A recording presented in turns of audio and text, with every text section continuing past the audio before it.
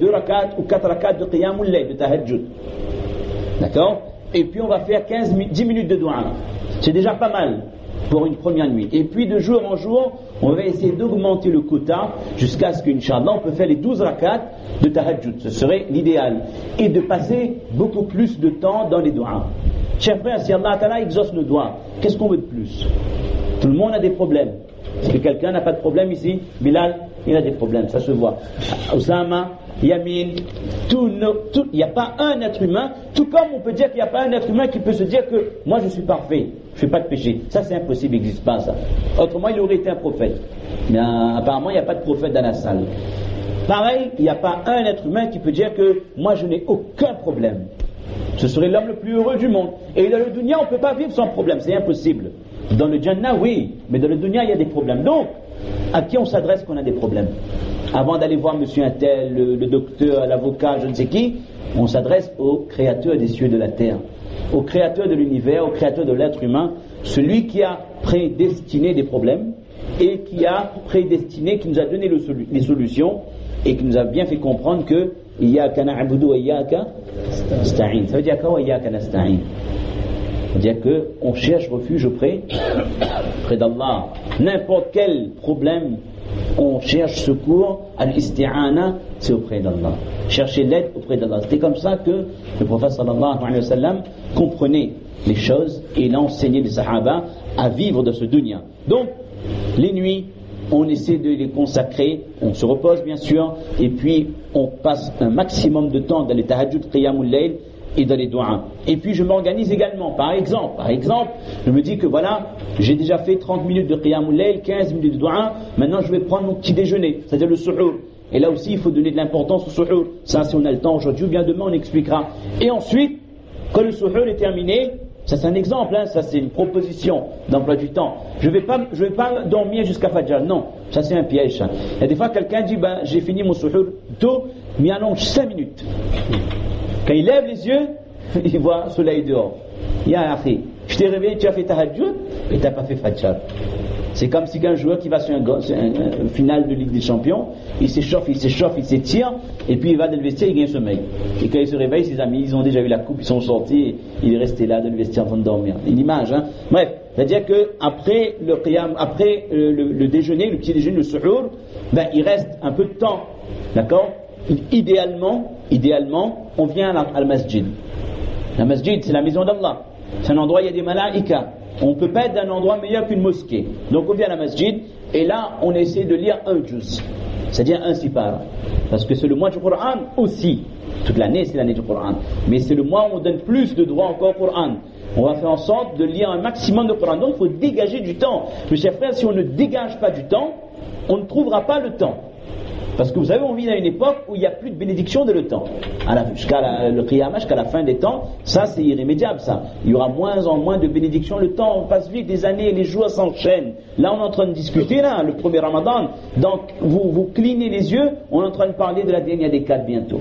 Ça va passer tellement vite. Donc, c'est à nous de nous programmer et de demander à Allah de mettre la baraka, la bénédiction dans notre temps.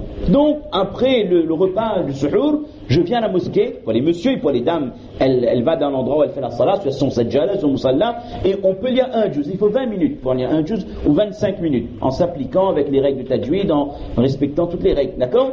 Et jusqu'à ce que l'imam arrive, il commence en salatul fajr. Je fais la fajr en jamaat, et après la salatul fajr, je ne cours pas chez moi pour dormir. Non.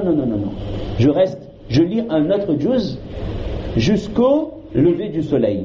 Et quelques instants pour le lever du soleil, je fais mon shuruq.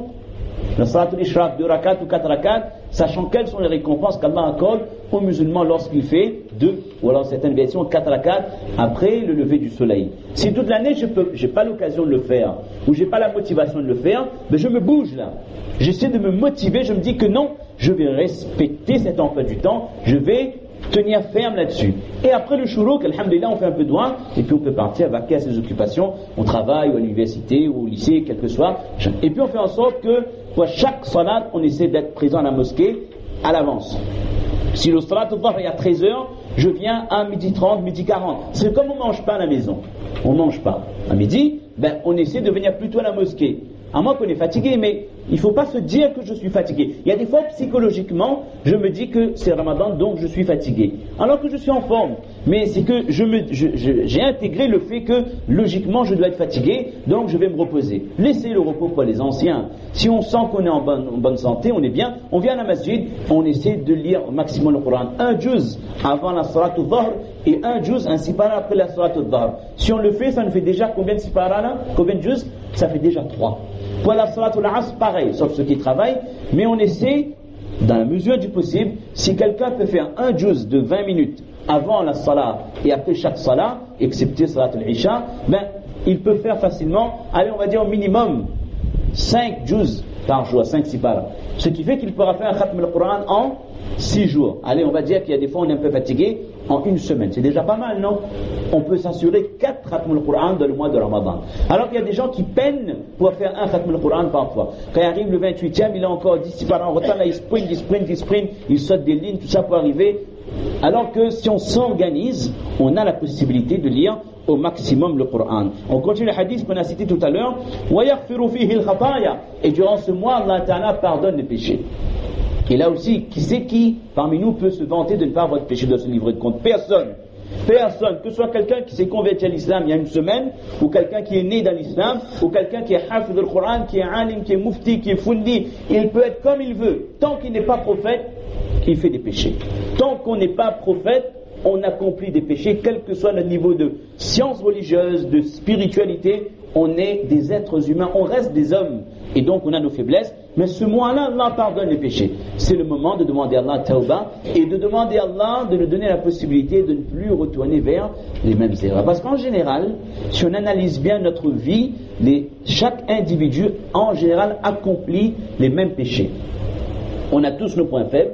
En général, nos péchés restent dans un certain registre. Il y a des gens qui ont plus de tentations, je ne sais pas, par rapport à la nourriture. Il ne fait pas attention, il mange n'importe où, etc. Mais il essaie de corriger ça. Il y a des gens qui ont des faiblesses par rapport aux relations extra-conjugales. On va dire le zina, etc., sortir avec des filles, etc., etc. Il essaie de trouver une solution à ça. Il y a des gens qui ont des problèmes avec l'argent. Il ne peut pas s'empêcher des pratiques illicites, intérêts ou autre chose, il essaie de trouver une solution. Il y a des gens qui ont un blocage par rapport aux relations avec les personnes, avec les parents, ou le problème de respect envers le papa, la maman, c'est des choses qui reviennent. Il essaie de trouver une solution à ça. Donc chacun, comme un médecin, il essaie de diagnostiquer quelles sont les barrières entre moi et Allah. Quels sont les péchés que je fais qui m'éloignent d'Allah, qui m'empêchent de me rapprocher d'Allah, et c'est le moment de demander, oh Allah, tawbah, pardon pour ces péchés, et oh Allah, donne-moi tawfiq de ne plus recommencer. Et durant ce mois, les doigts sont acceptés, comme on a dit tout à l'heure, c'est le moment. Et le prophète m'a donné une bonne nouvelle, un encouragement. Allez-y, mes chers musulmans, faites le maximum. En ce sens, faites le maximum de bonnes actions durant ce mois. Et en plus, le prophète m'a dit que durant ce mois, Allah est tellement fier de nous qu'il regarde comment les musulmans ils se dépassent mutuellement dans les bonnes actions et il nous vante auprès des malaïkas. Allah Ta'ala vante le mu'min auprès des anges, parce que les anges ils ne savent pas c'est quoi faire un péché. Le musulman, l'être humain, il sait bien c'est quoi faire un péché, mais durant ce mois il ne va pas le faire. Un ange, est-ce qu'il a besoin de manger, boire? Est-ce qu'un ange a faim? Est-ce qu'un ange dit que tel ange un jour il avait faim, il a pris un Kit Kat et il a mangé? Ça n'existe pas. Est-ce qu'un ange a soif, il a bu un coca et puis non? Un ange il ne mange pas, il ne boit pas. Un ange ne se marie pas. C'est-à-dire un ange, il a été créé pour adorer Allah. La ya'asuna Allah ma amarahum. Jamais il désobéit à Allah. Il fait que ce qu'Allah lui a ordonné de faire. Il ne sait pas c'est quoi un péché. Tandis que nous, êtres humains, on a des besoins. On a des faiblesses. On a des shahawat, on a des passions. Ce qui fait que nous péchons parfois. Et quand on peut contrôler tout ça pour Allah, ça s'appelle quoi ça? Al-istislamu lillah. Ça s'appelle quoi ça? Taqwa Allah. Crainte d'Allah, soumission à Allah. Quand j'ai envie de faire des choses, j'ai envie de manger, j'ai faim. Mais non, je ne mange pas parce que je suis en état de jeûne. C'est pas juste que Fundi là, nous ne mange pas quand on est en état de carême, on a appris ça, tout le monde sait. Non, parce que si je ne mange pas, c'est qu'Allah m'a dit, musulmans, ne mange pas durant le Ramadan jusqu'au soir. Ça c'est istislam lillah. Je suis soumis à Allah. Allah m'a dit, fais pas ça, je ne fais pas. Allah m'a dit ne bois pas, je ne bois pas. Allah m'a dit ne fais pas telle chose, je m'abstiens parce que je suis un musulman. Le musulman, c'est celui qui est istislam, qui s'est soumis à Allah. Mais ça, il faut qu'on l'intègre. Ça, c'est un entraînement, practice, comme on dit en anglais. C'est un entraînement pour nous pour toute l'année. Qu'à chaque fois qu'il y a un interdit, je me dis que je m'abstiens. Pourquoi? Parce qu'Allah me l'a interdit. Donc ça, ce sont des valeurs à intégrer. Et le prophète sallam, après avoir encouragé dans un autre hadith, il met en garde. Attention, attention. On a cité plein de vertus, mais faites gaffe. فَإِنَّ الشَّقِيِّ كُلَّ الشَّقِيِّ مَنْ حُرِمَ فِيهِ رَحْمَةُ اللَّهِ. Le plus malheureux des hommes, c'est celui qui durant ce mois est privé de la rahma d'Allah. Alors que la rahma elle descend pour tous les jeûneurs. Mais celui qui est privé, c'est en fait quelqu'un qui se prive lui-même. Il y a quelqu'un qui n'a fait aucun effort. Il n'a pas essayé d'avancer. Il n'a pas essayé de progresser de ce mois en accomplissant plus de bonnes actions. Et il n'a pas essayé de s'éloigner des péchés. Alors là, c'est grave. Le prophète a qualifié cette personne comme étant le plus malheureux. L'homme qui se prive lui-même de la bénédiction d'Allah à un moment